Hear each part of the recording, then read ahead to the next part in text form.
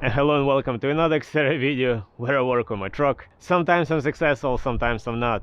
And on today's video I'm doing some fixes and at the same time I guess some upgrades. A couple of years ago I installed a dual fan setup with an extra transmission cooler, and right from the beginning unfortunately I had a little bit of a mistake that the lines on this cooler, the one I got, are bigger than the one on Xterra, and I was unable to put a 5/16 hose on it, so I had to use a 3/8 hose, basically like this 3/8 hose, then with a reducer pipe, and had a bunch of connections, interconnections, and as a result, for some reason it was always slightly dripping. And as you can see on the state of this cooler, it's all covered in transmission oil. I don't think it was leaking anywhere in here, but from the connection from here and from here it was constantly leaking, so I always have a little bit of a leak there, like not a leak but just a drips over time. I constantly was tidying up the clamps, so my plan is to eliminate all of that. I got a 3/16 hoses, so I'm gonna go directly from the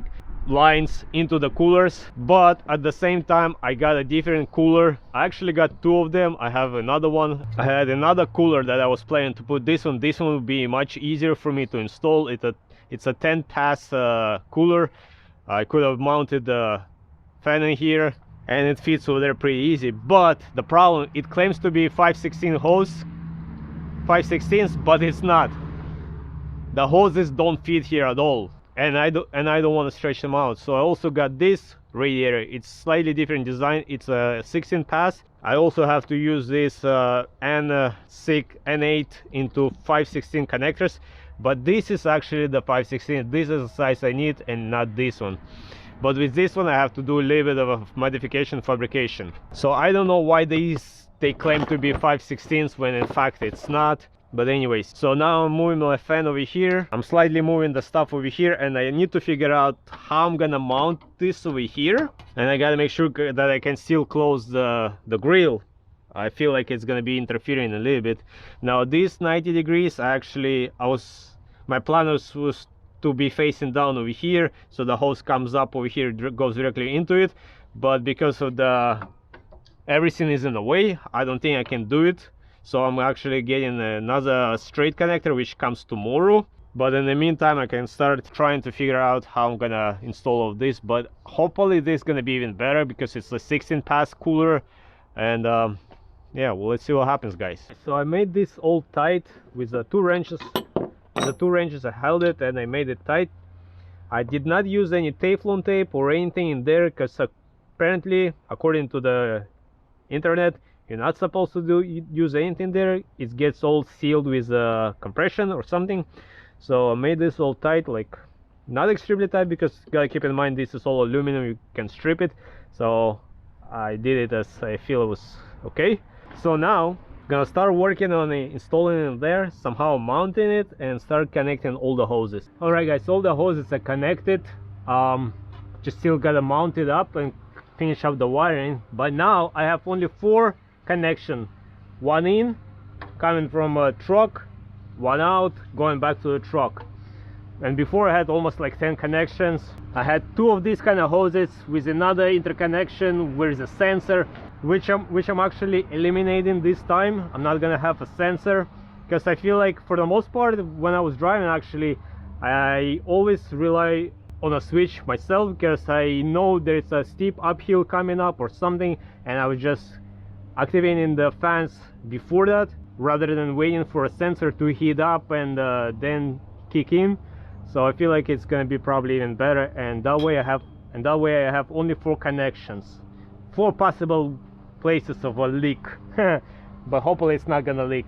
I'm also trying out this clamp over here. I felt like that one is a little bit maybe loose, but I don't know, maybe not loose, I don't know. Just trying to be more on the careful side. And this radiator, as you can see, it's all in trans fluid because it was always leaking. So now just gonna finish up all the connection and then power up the truck and keep an eye on it, make sure no fluid is gonna be leaking anywhere. Okay guys, everything is connected. Truck is running, so hopefully there's not gonna be any leaks. So I gotta keep an eye on all the connection. but I have only 4 connections over here. Now the fans are not spinning, of course, because they're not spinning, but if I flip the switch, if I put my switch on, the fans are working, the fans are spinning, so that's good.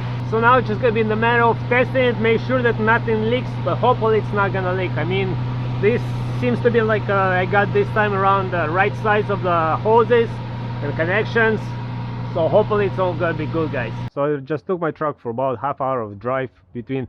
I took it on a highway, drove some uphills, and there is no leaks. There is no leaks as of yet, and hopefully they're never gonna come, the leaks. And I'm still gonna monitor. I think the temperature is actually got improved as well, but I keep an eye on it, and I'm probably gonna add it to the video whether it did improve or not. But I feel like this is pretty good. The cooler is definitely hot, so the transmission fluid definitely flowing through it, but it's slightly cooler to the touch than factory cooler, so that means it's cooling off. So I think that was a good fix, good upgrades, especially that now I have only 4 points of connection, basically 4 points of potential failure, unlike before I had almost 10 of them. Not really good. 2,000 years later. Alright guys, it's been actually quite a few months since I did the installation of the radiator, transmission radiator upgrade and change, and that actually gave me a good time to test whether any improvements or not, was it worth it or not, and of course, and the bottom line, yes, it was. First of all, I don't have any more leaks. It's leak free ever since, and most importantly, my temperature actually is much lower now. When especially I drive on a highway and there is a prolonged uphills and whatnot, my truck used to, not that it was overheating, but I noticed on my scan gauge too, the temperature was about like 220, 230. At some points I even was reaching 240. I don't know if it's set up right or not, but still it was giving me some idea. But right now I'm never reaching those numbers. It's always staying around 200 tops, and usually it's even lower, of course. For the most part it runs much lower. So it runs way cooler now. The transmission is not overheating or anything. It really helps. So I'm really happy how it all turned out. I'm really happy that it all worked out.